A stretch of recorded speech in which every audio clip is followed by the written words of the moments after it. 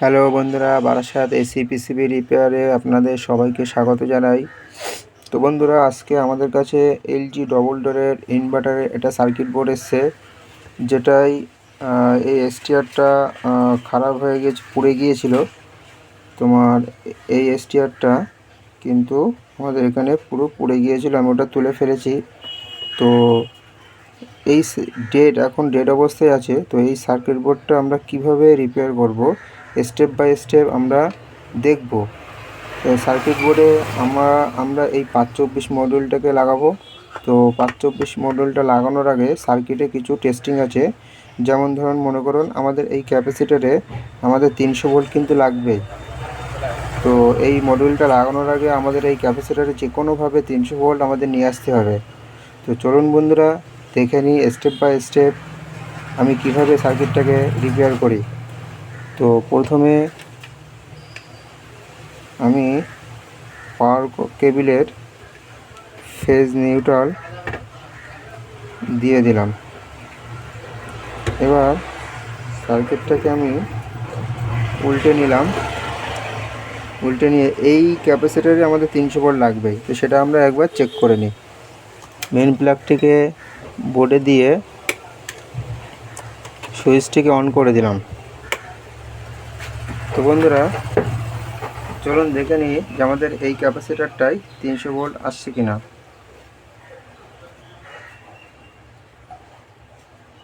তো বন্ধুরা, দেখতে পাচ্ছেন যে আমাদের এই ক্যাপাসিটারে 300 ভোল্ট কিন্তু আসছে।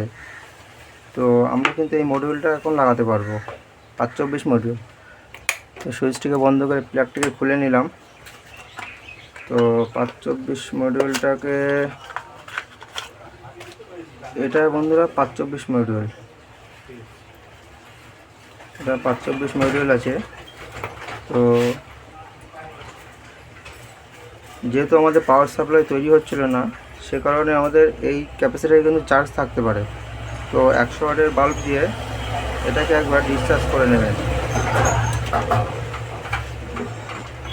তো বন্ধুরা, 524 মডিউলে ব্ল্যাকটা আর রেডটা, ব্ল্যাক হচ্ছে 300 ভোল্টের নেগেটিভে যাবে, আর রেডটা হচ্ছে ড্রেনে যাবে, ট্রান্সফর্মার থেকে আইসিতে যে ড্রেন সেখানে যাবে। তো আমি এখানে দেখতে পাচ্ছি যে আমাদের এটা কিন্তু নেগেটিভ, যেটা এটা যাবে নেগেটিভ, এটা কিন্তু আমাদের এসছে এখানে। তো নেগেটিভটা দেখি আমাদের কোথায় যাচ্ছে। তো এটা 300 ভোল্টের নেগেটিভ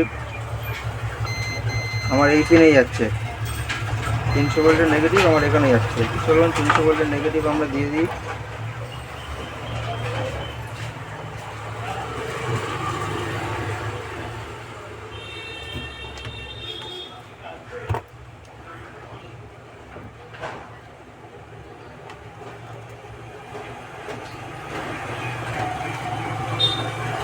বন্ধুরা, 300 ভোল্টের নেগেটিভ আমরা দিয়েছি, আর এই রেডটা কিন্তু যাবে আমার ট্রান্সফর্মার প্রাইমারি কয়েল হয়ে ড্রেনে। তো চলুন সেটাও একবার দেখে নিই। এই 300 ভোল্ট থেকে আমাদের ট্রান্সফর্মারের প্রাইমারি কয়েলের ইনপুট আউটপুট এটা হয়ে আমাদের ড্রেনে এখানে যাবে। তার মানে আমাদের লাল তারটা কিন্তু আমাদের এখানে যাবে। তো চলুন লাল তারটা লাগিয়ে নিই।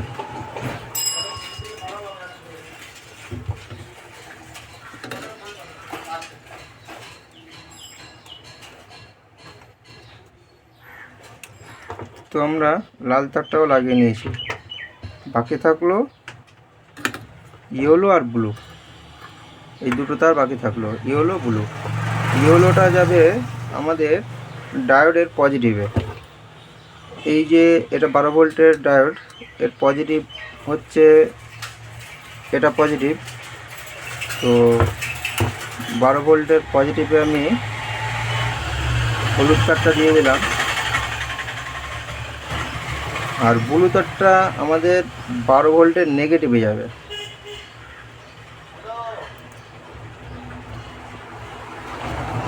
ব্লু তারটা আমরা 12 ভোল্টের নেগেটিভ দিয়ে দিয়েছি।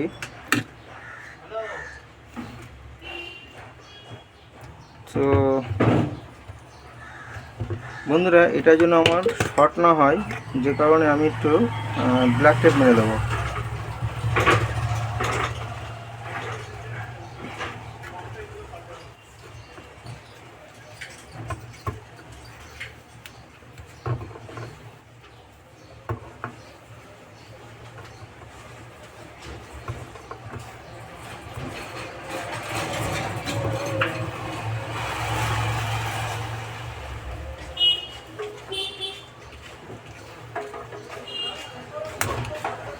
এখন আর আমাদের শর্ট হওয়ার কোনো ভয় নেই। তো চলুন বন্ধুরা দেখে নিই যে আমাদের পাওয়ার সাপ্লাই তৈরি হচ্ছে কিনা। তো মেন প্লাগটিকে বোর্ডে দিয়ে সুইচটিকে আবার অন করে দিলাম।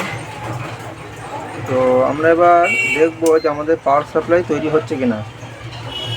তো এই ডায়োডটা ছিল আমাদের 12 ভোল্টের, আর এখানে দুখানা পাওয়ার সাপ্লাই আছে, একটা 6 ভোল্টের আছে, একটা 15 ভোল্টের আছে। 15 ভোল্টটা আইপিএমকে ড্রাইভ করার জন্য 15 ভোল্ট। তো আমরা এখন 12 ভোল্ট হচ্ছে কিনা সেটা একবার দেখে নিই।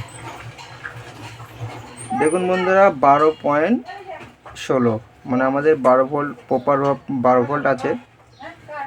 আর এখানে দুখানা ডায়োড আছে আউটপুটের, একটা হচ্ছে 5.9 আর একটা হচ্ছে 15 ভোল্ট।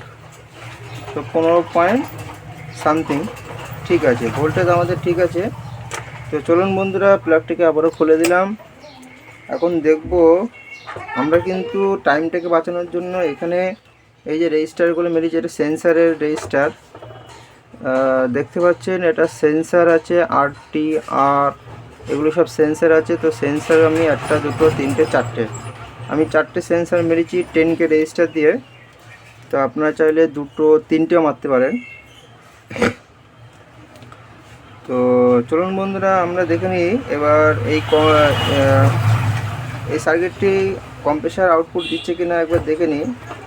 এর জন্য আমি UVW টেস্টার ব্যবহার করি। তো UVW টেস্টারের প্লাগগুলো লাগিয়ে নিচ্ছি।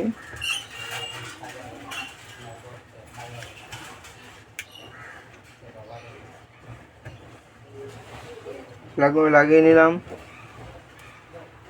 বন্ধুরা সার্কিট যদি আমাদের ঠিক থাকে তাহলে আমার কিন্তু ছখানা UVW ছখানা পালসে আমাদের শো করবে, তার মানে সার্কিটটা এখন প্রপারভাবে কাজ করবে। তো চলুন বন্ধুরা দেখে নিই। প্লাগটাকে বোর্ডে গুঁজে সুইচটাকে আবার অন করলাম। তো বন্ধুরা শুনতে পেয়েছেন রিলের একটা আওয়াজ হয়েছে। তো আমি টাইমটাকে বাঁচানোর জন্য এখানে শর্টকাট একটা প্রসেস আছে। এই সুইচটা যদি 10 থেকে 15 সেকেন্ড যদি চেপে রেখে দেন তাহলে আমাদের সঙ্গে সঙ্গে কম্প্রেসার আউটপুটটি কিন্তু দেখা যাবে। তো চলুন বন্ধুরা আমি এটাকে 10 থেকে 15 সেকেন্ড চেপে রাখি।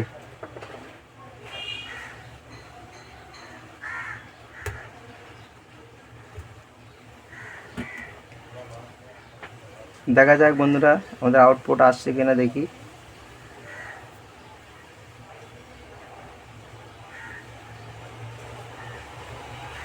তো বন্ধুরা দেখতে পাচ্ছেন আমার UVW টেস্টারে কিন্তু ছখানা পালসি আপ ডাউন টাইপের হয়েছে।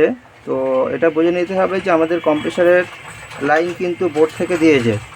তো এই সার্কিটটি যদি এখন লাগানো হয় তাহলে কম্প্রেসার অবশ্যই চলবে। তো এই ধরনের রিপেয়ারিংয়ের ভিডিও দেখতে আপনারা অবশ্যই চ্যানেলটিকে সাবস্ক্রাইব করে পাশে থাকবেন।